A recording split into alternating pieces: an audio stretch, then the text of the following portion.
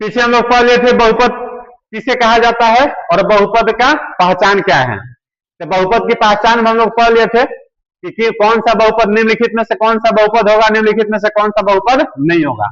अब उसके बाद में बहुपद में बहुत सारे कुछ कुछ छोटे छोटे आते हैं पद, हमारा उसको जानेंगे। तो सबसे पहले चीज आता है पद। तो पद क्या होता है? तो जो बहुपद या बीजीय व्यंजक हुआ, लेकिन बीजीय व्यंजक से ही क्या बना है बहुपद। तो बहुपद में जो प्लस और माइनस से अलग हो, बहुपद में जो प्लस और माइनस से अलग होता है उसी को हम लोग क्या बोलते हैं पद। प्लस माइनस से, सीधी सी भाषा में प्लस या माइनस से, ठीक है, अलग होता हो, जो प्लस या माइनस से अलग होता हो तो वही हमारा क्या कहलाता है पद। अब जैसे देखो, मान लीजिए 2x माइनस 3, तो ये हमारा माइनस से अलग हुआ है, तो इसमें कितने पद हुए? एक ये हो गया और एक ये हुआ, इसमें कितने पद हुए टोटल? 2 पद।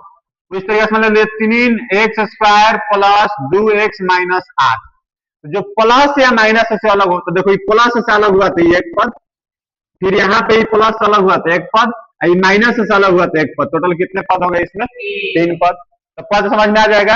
अब किसी रूप में रहे, मतलब 3x³ बटा में 5 प्लस 6x² माइनस 9x बटा में 2 प्लस में 7। तो हम लोग को ये नहीं देखना है कि सर गुना से अलग हुआ तो इसमें एक और एक 2 पद, ऐसे नहीं करना है। हमको सिर्फ पद का बंटवारा कौन करेगा? तो प्लस या माइनस। तो इसमें प्लस या माइनस से अलग किए, प्लस या माइनस अलग किए, तो इसमें क्या, इसको हम लोग 3 पद बोल देंगे कि 1 2 3 पद, नहीं ना। इसमें देखेंगे कहाँ चिन्ह देखेंगे, तो ये हमारा प्लस से अलग हुआ 1 पद, फिर हमारा ये 1 पद 2 पद, ये 1 पद 3 और एक क्या हो गया 4। तो इसमें कितने पद हो गए? 4 पद। तो क्या पद समझ में आया? जो प्लस या माइनस से अलग होगा वही हमारा क्या कहलाएगा पद। जो प्लस या माइनस से अलग होगा हमारा क्या कहलाएगा पद। हम लोग पहले बहुपद पढ़े, तो बहुपद में बहुपद की परिभाषा क्या पढ़े थे? तो बहुपद की परिभाषा पढ़े थे कि वैसा बीजीय व्यंजक जिसमें चर राशि का घात, चर राशि का घात कैसा होना चाहिए? अऋणात्मक पूर्णांक। अगर चर राशि का घात अऋणात्मक पूर्णांक होगा तो उसे हम लोग बोलते हैं बहुपद। और जब बहुपद प्लस या माइनस से अलग हो रहा हो तो उसे हम लोग क्या बोलते हैं पद। अब इसमें आता है एक बहुपद की घात, बहुपद की घात। अब बहुपद की घात किसे कहते हैं? तो घात मतलब अब हो गया इंग्लिश हमारा पावर। तो जिस बहुपद का अधिकतम पावर जितना होगा वही हमारा क्या रहेगा बहुपद की घात। बहुपद के अधिकतम पावर को अर्थात अधिकतम घात को बहुपद के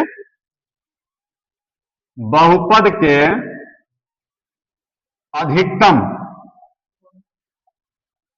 घात को, ठीक है, बहुपद के अधिकतम घात, जो सबसे अधिकतम घात होगा, जो सबसे उस बहुपद में 2 पद का हो सकता है, 3 पद का हो सकता है, 4 पद का हो सकता है, 10 पद का हो सकता है, 15 पद का हो सकता है, तो सभी पद को देखेंगे और उस पद में देखेंगे कि सबसे बड़ा पावर क्या है।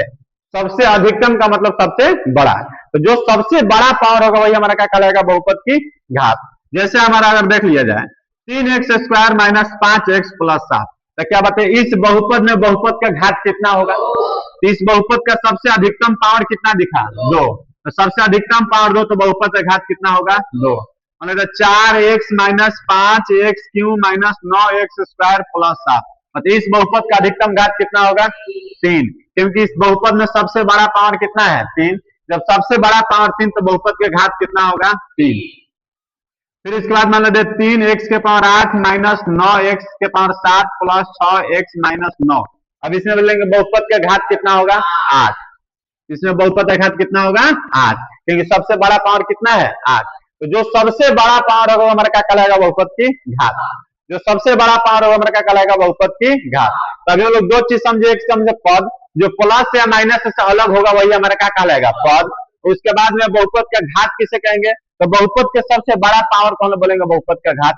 एक सबसे इंपॉर्टेंट बहुपद के घात में कभी कभी ऑब्जेक्टिव में क्वेश्चन पूछ देता है, दे दिया 3x² minus 5x plus 7x के पावर, ठीक है 3। अब इतना हमारा क्वेश्चन अगर बताया बहुपद का अधिकतम घात कितना होगा, तो देखिए इसमें हमारा 2, इसमें 2, इसमें 1, इसमें 3 दिख रहा है, तो बहुपद का अधिकतम घात कितना बोलते हैं? 3। लेकिन यहाँ पे गलत हो जाएगा, इसलिए बोले कि सबसे इंपॉर्टेंट क्वेश्चन है, घात की पहचान करने में सबसे इंपॉर्टेंट क्वेश्चन है, क्योंकि हम लोग यहाँ पे मिस्टेक कर जाते हैं। इसमें हम लोग लेंगे एक ही पद है, इस पद में इसका दो और इसका दो, जब अलग अलग चर राशि होगा तो दोनों घात जुड़ जाएगा। तो दो और दो कितना हो गया, चार। यहाँ पे कितना हो रहा है, तीन। ये चार हो गया, ज्यादा ना हो गया सबसे, पावर चार सबसे क्या हो गया, ज्यादा। तो बहुपद का घात इसमें कितना होगा, चार। तो याद रखना होगा, जब दो चर राशि हो चाहे तीन चर राशि हो तो उसका पावर जोड़ के घात देखेंगे। जब दो या तीन चर राशि होगा तो उसमें पावर के घात को क्या करेंगे, जोड़ लेंगे, और जोड़ने के बाद देखेंगे कि इस बहुपद का अधिकतम घात कितना होगा। बात समझ में आया। अब हम लोग बहुपद की घात की पहचान कर लेंगे कि निम्नलिखित में से बहुपद का घात कितना है, समझ में आ जाएगा, कर लेंगे। पद पहचानने के लिए हम लोग सीख लिए। एक चीज आता है हमारा गुणांक, छोटा छोटा बात है, थोड़ा सा याद रखना होगा, क्योंकि हम लोग पढ़ रहे हैं तो शुरू से पढ़ेंगे, हर चीज पढ़ते रहेंगे। तो अगर बाद में कभी जरूरत पड़ा, किसी को बताना पड़ा या किसी को पढ़ाना पड़ा, तो हमें किसी के सहारा नहीं लेना होगा। सिर्फ हमारा क्वेश्चन बना देना सोल्यूशन नहीं है। सिर्फ क्वेश्चन को हम बनाने आ गया तो हम बहुत तेज हो गए, ये टैलेंट ही नहीं है। हमें हर चीज की जानकारी लेते हुए हमें आगे बढ़ना है, क्योंकि हमारा बेसिक ठीक होना चाहिए। सिर्फ ऊपर ऊपर का चीज ठीक होने की जरूरत नहीं है। अगर बेसिक ठीक है, अगर हम बहुत पढ़ने में ठीक है और हमारा बेसिक अच्छा है, तो 10th में नंबर कम भी आ जाए तो इससे कोई फर्क नहीं पड़ता, 12th में सुधार कर लेंगे। और 12th में भी कम आ गया तो इससे कोई ज्यादा दिक्कत नहीं है। अगर हमारा बेसिक ठीक है तो हम कंपटीशन क्वालिफाई कर लेंगे और सबसे आगे निकल जाए। हमारा बेसिक ठीक नहीं है, सिर्फ हम ऊपर पढ़े, याद कर लिए, याद करके हम खूब टॉपर ही बन गए, खूब अच्छा रिजल्ट ला लिए, 90% रिजल्ट ला लिए। रिजल्ट ला करके जब कंपटीशन की तैयारी करने जा रहे हैं, या इंजीनियरिंग करने जा रहे हैं, या डॉक्टरी करने जा रहे हैं, तो उसमें हमें सफलता ही नहीं मिल रहा है, तो क्या उस रिजल्ट का आचार डालेंगे? उस रिजल्ट का कोई वैल्यू होगा? कुछ नहीं वैल्यू होगा। वैल्यू उसी समय होगा जब तुम खुद ठीक हो, जब तुम्हारे पास नॉलेज हो। तो नॉलेज रहेगा तो कभी भी काम आ सकता है, और सिर्फ दिखावा रहेगा तो दिखावा कुछ दिन तक चलता है, हमेशा दिखावा कभी चलता नहीं है। अब देखिए आता है गुणांक हमारा क्या है।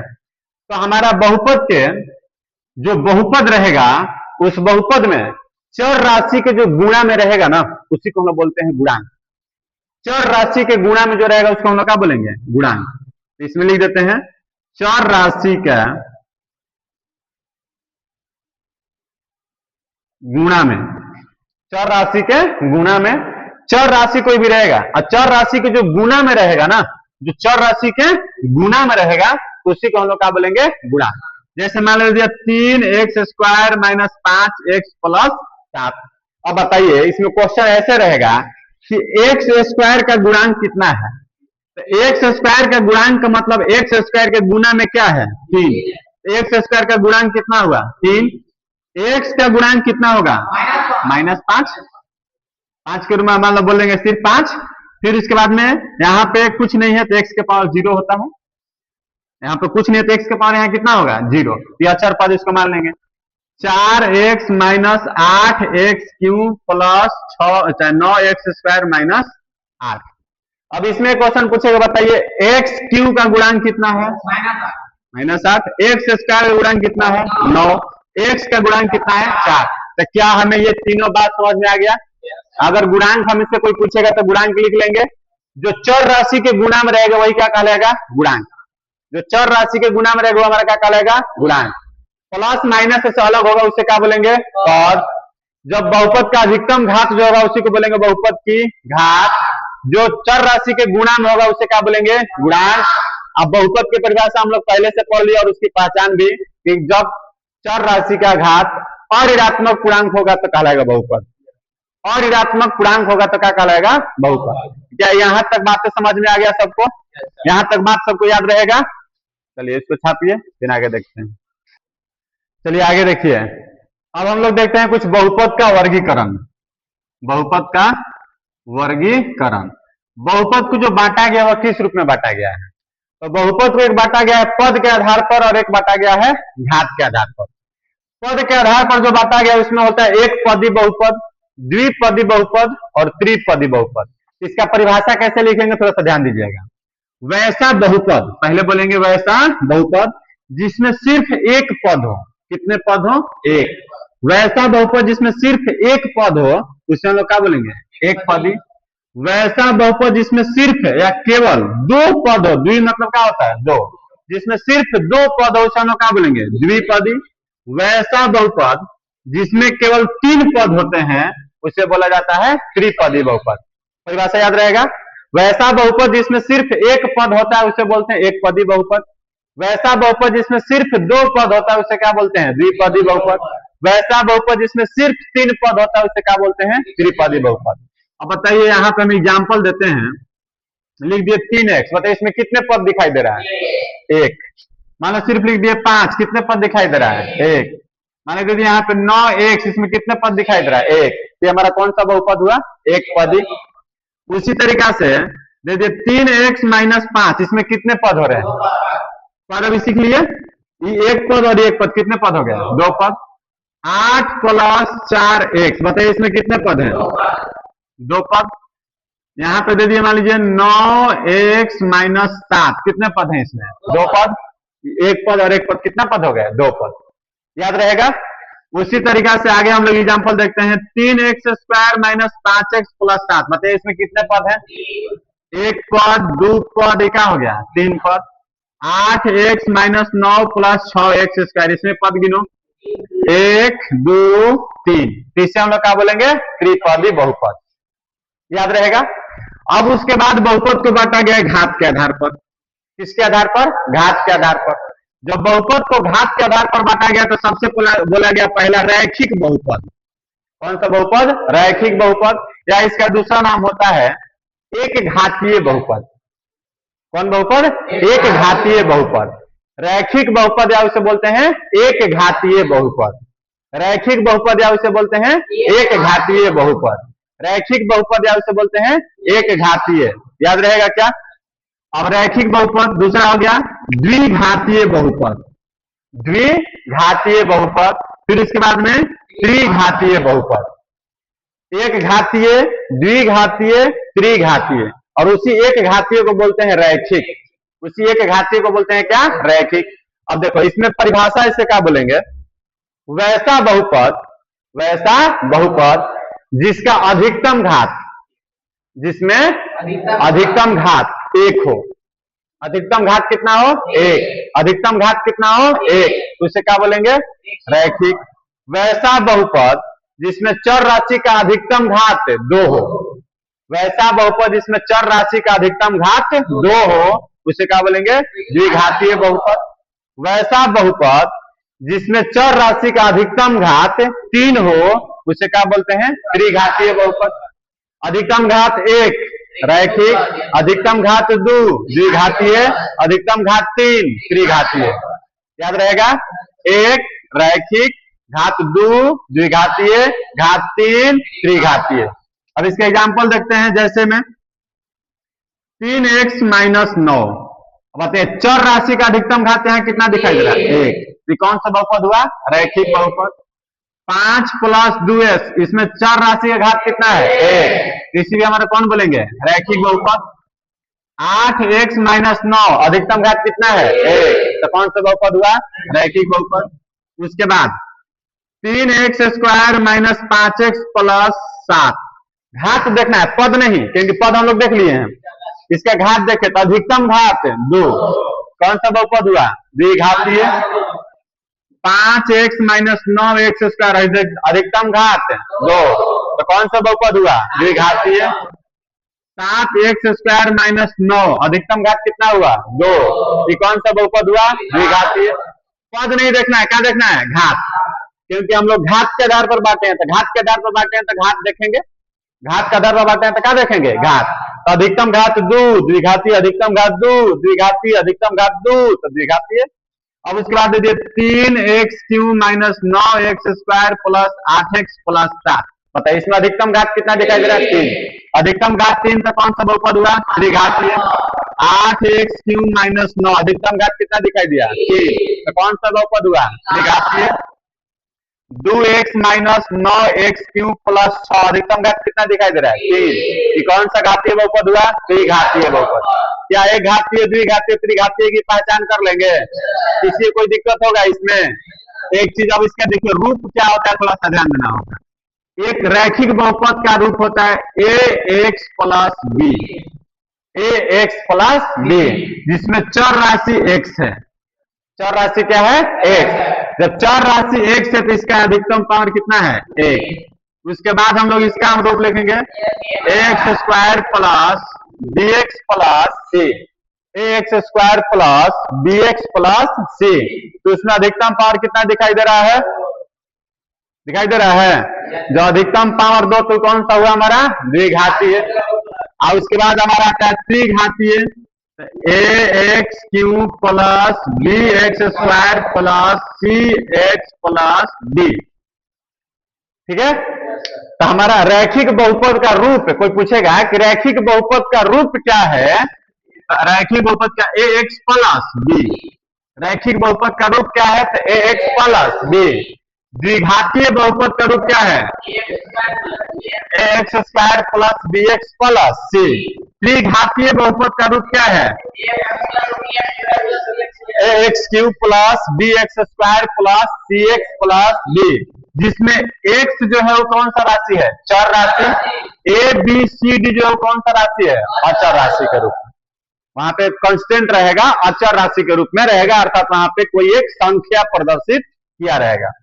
एक चीज और बहुत इंपॉर्टेंट चीज हम लोग मिस्टेक कर देते हैं कि इसमें जब परिभाषा में लिखा जाएगा कि a x square plus b x plus c को द्विघातीय बहुपद कहते हैं।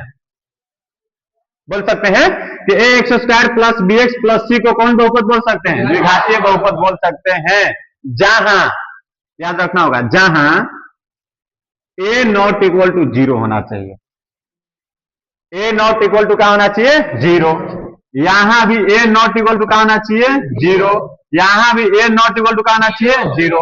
मतलब यह हुआ बी का मान जीरो हो सकता है, बी का मान जीरो हो सकता है, सी का मान जीरो हो सकता है, बी का मान जीरो हो सकता है, सी का मान जीरो हो सकता है, डी का मान जीरो हो सकता है, लेकिन ए का मान जीरो नहीं हो सकता। क्योंकि जैसे ही ए का मान यहाँ पे जीरो रखोगे तो ये हमारा पूरा बना देगा जीरो। पूरा क्या बना देगा? जीरो। ये हट जाएगा, ताकि हटेगा तब बताइए कौन बहुपद आ गया? द्विघातीय। लेकिन हम तो लिखे हैं त्रिघातीय। लिखे हैं क्या? त्रिघातीय। और एक मान जीरो रखते हैं तो कौन घातीय बन जाता है? द्विघातीय। इसलिए कभी भी एक का मान जीरो नहीं होना चाहिए। इस रूप को याद रखना होगा कि रैखिक बहुपद का रूप होगा ए एक्स प्लस बी, द्विघातीय बहुपद का रूप होगा a x square plus b x plus c, जिसमें ए नॉट इक्वल टू क्या होना चाहिए? Zero. A x cube plus b x square plus c x plus d, जिसमें ए नॉट इक्वल टू कितना होना चाहिए? जीरो। अर्थात ए का मान जीरो नहीं होना चाहिए, क्योंकि अगर ए का मान जीरो लिख दिया जाएगा तो त्रिघातीय बहुपद नहीं हो पाएगा। कोई दिक्कत? यहां तक बातें सबको समझ में आ गया? क्या यहाँ पे हम लोग अब रैखिक बहुपद, द्विघातीय बहुपद, त्रिघातीय बहुपद की पहचान कर सकते हैं? क्या इसका परिभाषा बता सकते हैं? क्या इसका रूप भी हम लोग बता सकते हैं कि रैखिक बहुपद का रूप होगा क्या, द्विघातीय बहुपद का रूप क्या होगा, त्रिघातीय बहुपद का रूप क्या होगा? एक इसमें क्वेश्चन थोड़ा सा ध्यान दीजिएगा। अगर द्विघातीय बहुपद है तो कहेगा, मान लीजिए दे दिया 3x स्क्वायर माइनस 9, क्या यह द्विघातीय बहुपद है? तो यह द्विघातीय बहुपद के सरल रूप में लिखिए इसे। तो द्विघातीय बहुपद के सरल रूप में लिखिए। तो क्या ये पूरा रूप में है? नहीं है, क्योंकि हमारा रूप क्या होता है? A x square plus b x plus c, x square plus b x plus c. मतलब होना चाहिए स्क्वायर होना चाहिए, फिर उसके बाद में होना चाहिए पावर एक, और बाद जो है सो रहेगा। तो बताइए पावर एक अपने से लिख देंगे जी, इसमें तो है ही नहीं। तो नहीं है तो बाबू आराम से बैठा देना जीरो। क्या बैठा देना होगा? जीरो। इसका रूप याद हो जाएगा, क्या लिखने आ जाएगा? क्या लिख लेंगे? क्या अगर इस रूप में हमारा दिया हुआ है क्वेश्चन बोल दिया गया द्विघातीय बहुपद के रूप में इसे लिखिए, एक्स स्क्वायर, फिर उसके बाद आता है एक्स, उसके बाद में आता है एक्स के पावर जीरो। यहाँ पे कुछ नहीं है तो इसका मतलब एक्स के पावर कितना? जीरो। एक्स के पावर जीरो का मान एक, क्योंकि हम लोग पढ़े हुए हैं कुछ के पावर जीरो उसका मान एक, इसका मान एक हो गया तो 9 एक कम 9, जीरो में एक्स से गुना किया तो पूरा क्या हो गया? जीरो। जीरो मतलब कुछ ना, हटा देंगे, आज 3x करते हैं। क्या जो क्वेश्चन था वही मिल गया? वही मिल गया, लेकिन ये रूप में आ गया। कौन सा रूप में? द्विघातीय बहुपद के रूप में। कौन सा रूप में आ गया? द्विघातीय बहुपद के रूप में। तो क्या अगर हम लोग को इस रूप में दिया रहेगा तो हम लोग बहुपद के रूप में उसे लिखा जा सकता है? क्या उसे हम लोग बहुपद के रूप में लिख सकते हैं? अब कहेगा तुलना करके मान बताइए, तुलना करके इसमें क्या बताइए? मान बताइए। तो बताइए ए का मान ए का मान 1 की जगह पर क्या है बाबू 3, बी का मान 0, सी का मान -9, माइनस में ना, सी का मान -9, क्योंकि कभी भी ए बी सी लिखेंगे कब, जब पावर घटते क्रम में दिया रहेगा तब। अगर पावर घटते क्रम में नहीं दिया रहेगा तो उससे हम लोग पहले पावर को घटते क्रम में लिखेंगे, क्योंकि इसीलिए हम बताए पहले रूप में, और रूप में हमारा देखिए 2 पावर 1 पावर 0 है, आ जाएगा करने। अब उसी रूप में और हमारा बहुत सारा क्वेश्चन हो सकता है। मान लीजिए अगर इसे दिया हुआ हो 3x³ - 9x + 6, तो क्या आया, त्रिघात बहुपद है कि नहीं है? पावर घटते रूप में नहीं है, त्रिघातीय बहुपद के रूप में है नहीं है, तो इसे रूप में लिखिए, पहले पावर 3, उसके बाद में पावर 2, उसके बाद में पावर 1, उसके पावर 0 लिख दिए। अब देखा इसमें से आप ए बी सी डी का मान बता सकते हैं? ए का मान, बी का मान, सी का मान, डी का मान, बताइए ए बी सी डी का मान लिख लीजिएगा क्या? ए बी सी डी का मान लिखने आ जाएगा क्या? 8 - 3x, बताइए इसमें ए का मान, ए का मान, ए का मान -3, यही गड़बड़ा गया, इसीलिए सिखा रहे हैं। ए का मान -3, क्यों? पावर घटते क्रम बना, लेकिन रूप हमारा होता है x + b, रूप है x + b, तो पहले x वाला होना चाहिए, तो पहले इसे लिखना भी होगा, तो कैसे लिखेंगे बाबू? -3x और प्लस में है 8, -3x और प्लस में है 8, तो अब लिखिए a बराबर -3 और b बराबर 8, तो क्या ए बी सी लिखने आ जाएगा? ए बी सी डी लिखने आ जाएगा, सरल रूप में लिखने आएगा, बहुपद के रूप में प्रदर्शित करने आ जाएगा। यहां तक में किसी को दिक्कत है? समझ में आ गया सबको? चलिए छापिए।